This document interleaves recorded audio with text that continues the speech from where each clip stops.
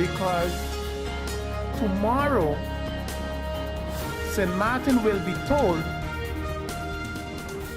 we, the international community, jointly granted to St. Martin so many millions of euros, dollars, or guilders, or American, whatever they are.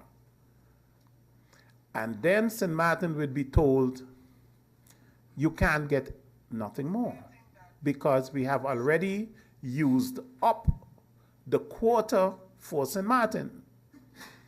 Why can I talk about the quota for St. Martin? Is when you go on the same internet, you can read from 1999 to 2017, the European Commission has provided 2,919,216 euros in humanitarian aid to Dominica. So St. Martin is St. Martin is not unique in this area. The international community helps, and it is all documented what kind of help they give. So I want St. Martin to know that when St. Martin get help, ain't nothing special about St. Martin getting help, because the international community always assists in countries where there are disasters.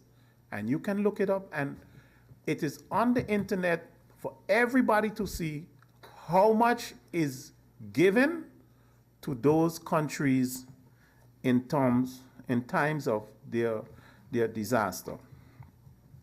So here in St. Martin, we have been hearing the word aid, and St. Martin is getting aid, and St. Martin has been provided aid, and St. Martin will get aid or will not get aid if. And one of the reasons I took my time to do the research is when I heard the Honorable Prime Minister of St. Martin say in a discussion with his counterpart, Mr. Plasterk, he was told if St. Martin does not comply, St. Martin will never know how much aid was granted to St. Martin. And I found that to be, on one hand, very sad, and on the other hand, very interesting. Why? Because the documents show that it is Holland who requested aid on behalf of St. Martin. So the chances are Holland have also collected the aid on behalf of St. Martin. Does St. Martin know, and this is a question, Madam Chair, to the honorable ministers, do we know as St. Martin, does the ministers, the government of St. Martin know how much aid was requested on behalf of St. Martin? How much? Madam Chair, I understood that the equipment that is leased from different companies in Holland, like Van Fleet BV, that there are already intentions to increase the lease. So if we had them for 3 months or 6 months, we want to keep them longer. Well, if there are intentions to keep the trucks in St. Martin longer, then we must know what it is costing us for those trucks here in St. Martin. It cannot be that the government of St. Martin will think, boy, we got trucks from Holland and we getting help, so we're going to keep them here longer. My question to the honorable ministers in the House this morning, do we know what it is costing us to lease these equipment? Madam Chair, question to the honorable ministers. Did St. Martin sign a lease agreement, yes or no? Did St. Martin agree verbally on receiving this equipment, yes or no? Did St. Martin agree verbally, and did St. Martin now put it in writing to accept the lease, yes or no? One of the things I heard the Honorable Minister of Education saying, when the goods and supplies came to assist her for education, she also received an invoice stating exactly what everything cost. And that's why the question would be, what is the total of the invoice towards education separately? What is the total of the invoice, whether it's a grant or whether it's a loan? What is the total of the invoice? Somehow, someone have the people of St. Martin believing that the Dutch is going to send a whole set of money to St. Martin, and that money will be shared out, and everybody will get help from the money. Somehow, the people of St. Martin believe that by the government holding on their position and not signing for Mr. Plaster, that this money is not going to come to St. Martin. Madam Chair, I want the people of St. Martin to know that I believe the grants that were given to St. Martin will be used to pay all the companies that stuff was leased from in The Hague, in Holland, or whichever country, part of Holland they come from. And then the Dutch will tell us, you see, we granted you money, but the equipment have to be paid. So we paid the lease from the grant. Because we could not give you the money and ask you to pay the lease. It is the Dutch government who asked the company to make the equipment available. The company is a legitimate company. They do business, and they do business all over the world. So St. Martin is not unique in this aspect. So that company in Holland wants to get paid. And if St. Martin doesn't have the money to pay them, and we have heard sufficiently on social media that members of the second chamber have said, not the money of the hard-working Dutch people, that money won't go to St. Martin for those corrupt politicians to put it in their back pockets. We have heard.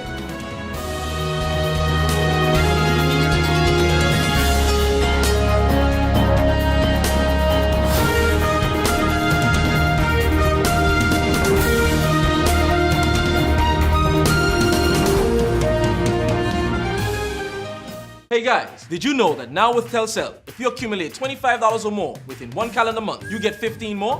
15 more? Yes, 15 more. However you want. So I can top up $3 now, $10 next week, and so on until I reach or pass $25? That's right. Get 15 more. Wow! I feel like a 15 again. Yeah. Right. Accumulate $25 or more within one calendar month and get 15 more. Telcel, when you want more. GEBE has been faithfully serving the communities of St. Martin, powering your home and our economy. Come rain or shine, our qualified team of professionals are working hard 24 hours a day to provide you and your family with safe, reliable electricity and water. We use the latest technologies and test our products daily to maintain the highest international standards. Our friendly staff is always there to assist you, whether in person, over the phone, or online. We are committed to constantly improving our products and services, making them more efficient, effective, and environmentally friendly to serve you better today and our next generation of clients tomorrow. GEBE, powering a brighter future. Our friend Megawati is here with tips to save you energy. 1. Turn your airco temperature up. 2. Use a ceiling fan instead. 3. Buy energy-saving products. Save some green with NVGEBE. A minute to take a deep breath and understand the issues that is affecting our people in the country.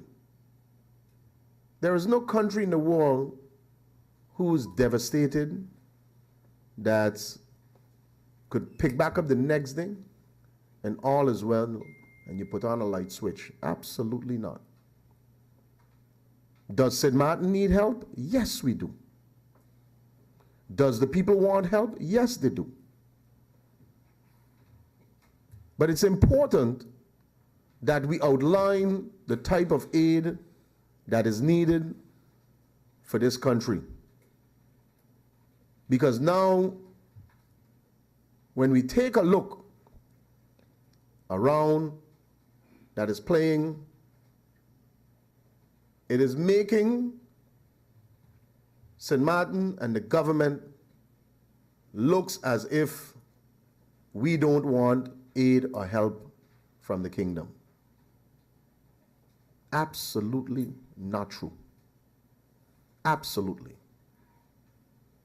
I think we need to bring it in the right perspective of the devastation that took place on this island and the issues that is going to affect the livelihood of everyone on this island. From the guy who has the most money to the fellow who don't have a dollar in his pocket was affected by Hurricane Irma. And the issue for me is, how do we end to prioritize the issue of aid in categories of how we intend to request it in order to help the people who are dire in need. And it must be outlined by the government the soonest possible time so we could move forward from the issue at hand. This is taking too long, and it's being drawn out with, again, St. Martin is at a crossroad with the Kingdom partners. And then here's where you realize that you're playing a game on a league that you sit back and don't realize this game is being played on a higher level than you may think. Here why. United Nations is an entity would send help as quick as possible to different countries who need help. The European Union, as a union, would send aid and help to countries who is needed as quick as possible. But what transpired? St. Martin could not even move quick enough, but the Kingdom partner decided they're going to put a team together quicker than we could even think to control whatever aid to come to St. Martin.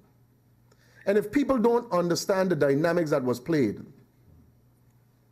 and they don't sit back and realize what was done to St. Martin, that they control the issue of aid from other countries coming to St. Martin in order to put us to our knees to accept their conditions in order for aid to come directly to St. Martin. I have never seen this played out. Nowhere in the kingdom, nowhere in history, from since 95, Hurricane Lewis, that the kingdom ran to the European Union, ran to the United Nations before St. Martin could even say what type of aid is needed for St. Martin. And why did they do that? Again, because they feel that they need to control it, to control we, to get what they want done. And if the people of this country can't see beyond that and understand the dynamics, and those who sit in the community and said, why you guys don't agree to everything that the Dutch is telling you and get the aid to help? But that is the reason why I am saying, what is the aid needed for? It needs to be outlined to the people, and the people needs to understand what is the aid for. Some feel, and the impression that I got, that the aid was coming to help the business community, because when I hear the business community, some of them out there, their organization threatening and has become more forceful than anybody else, and then you ask yourself, who are they? Some of them is some Johnny-come-lately, come here doing business and have the greatest voice in this country. And I listen to them. They're writing very good articles against the government, against the prime minister, against members of parliament, threatening. That is not a society we have built in this country, to be threatening each other like that. We have always believed in being partnership. But the aid was never requested as yet to identify what it is. So that is the reason why I'm saying today, can government outline the aid package to Parliament, seeing that we have presented the first recovery plan, and now the issue for me is, how do we now put a package together and how we intend to deal with aid?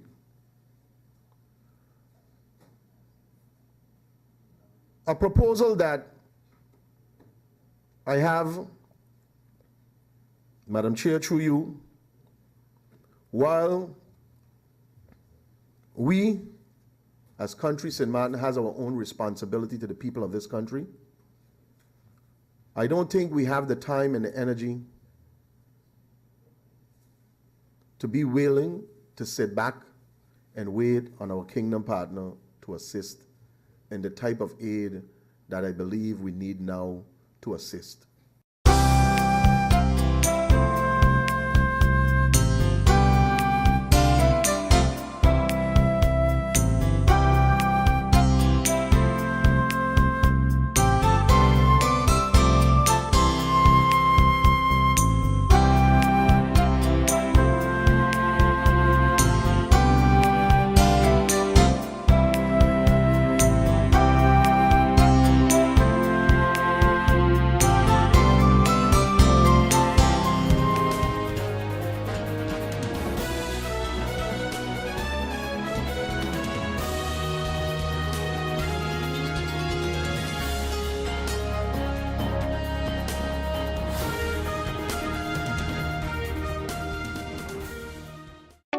People all across St. Martin are switching to a more rewarding experience.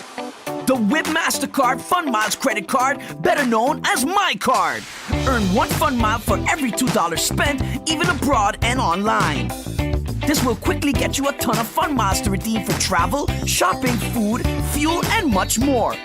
But there's more to my card. Worldwide acceptance, an EMV chip for extra security, and 250 free fun miles with first use. Switch to my card today at WIB. Fun miles, from within your reach. Hey guys, did you know that now with Telcel, if you accumulate $25 or more within 1 calendar month, you get 15 more? 15 more? Yes, 15 more. However you want. So I can top up $3 now, $10 next week, and so on until I reach or pass $25? That's right. Get 15 more. Wow! I feel like a 15 again. Yeah. Right. Accumulate $25 or more within 1 calendar month and get 15 more. Telcel, when you want more.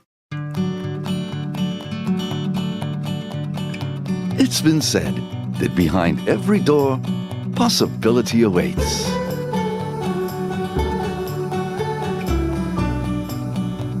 How much possibility depends on which door you open first. Every day, we help our customers discover the possibilities in their lives. It all starts with a conversation. Scotiabank. Discover what's possible. Vicious, monstrous hurricane Irma struck St. Martin. The day after, there was much commotion. And I can remember during the process of us trying to get our bearings, I would say, it was mentioned that 40,000, I don't know if it's pounds or whatever, of food supplies were at the harbor, and government was doing nothing at all with it. Again, another propaganda that came from the Dutch. And they showed themselves giving out tap holdings and water and food and taking pictures. And to send back an image and say, look how they're assisting the people of St. Martin. We are hungry, we are starving, we don't have XYZ. The government is doing nothing. All the while, Madam Chair, planning and conniving as to how they will make this government look so bad that the people will pressure us to submit to the demands of the Dutch when it comes to establishing an integrity chamber and to give them the authority to have border control. Madam Chair, I like to ask simple questions, and I'll ask this one at this time. When you get a grant, are you invoiced for it? Through the Minister, Madam Chair, through you, Madam Chair, when you get a grant, are you invoiced for it? Madam Chair, let me say this to the people of St. Martin. And this might come over as a joke,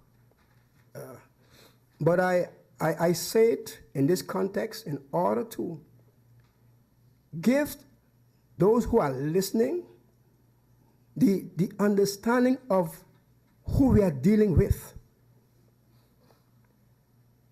There was a story of two men in a bar who were drinking. One was Dutch. I can't recall nationality of the other. And when it came time to pay the bill, neither one wanted to pay it. So they brought 2 buckets of water, and they said, put your head in it, and the first one that comes up has to pay the bill. Well, the story ended that the Dutchman drowned because he refused to pull up his head to pay the bill. So let us don't think for one instance that we are dealing with persons who will just freely give you anything. Let us don't think so. Yes, we need assistance, Madam Chair. Yes, the people need assistance. On my way here, Madam Chair, before I reached to the building, I was stopped by 3 individuals, and they said, don't give in, Prime Minister, through you, Madam Chair, don't give in. Those were the words, not my words. They said, don't give in. I was very happy to hear those words because there's too much complaint on the media where they said that the Prime Minister doesn't want any aid. But these people on the street said, don't give in, Madam Chair. Those was music to my ears, those words. And then, Madam Chair, another lady said she has no roof. She goes from neighbor to neighbor. She said, but let God give you wisdom and don't give in, Madam Chair. You know, sometimes you need words of encouragement when you have to go through these things, and a lot of people don't understand what you're trying to do as a government, as a representative in order to protect the people. I'm not ashamed to say it. I got up 3, 4 this morning, couldn't sleep. It happened yesterday and also this morning again. Because my mind, I'm trying to wrap around my mind the thoughts of how we could allow ourselves to be misguided, intimidated into subjecting and submitted ourselves to an integrity chamber that will have us bound forever. And if you think we are a police state, this will be one that we'll never get out of. Because there's one thing they're good at, is putting things on paper. And like someone said years ago, and we've heard it many times, the devil is in detail.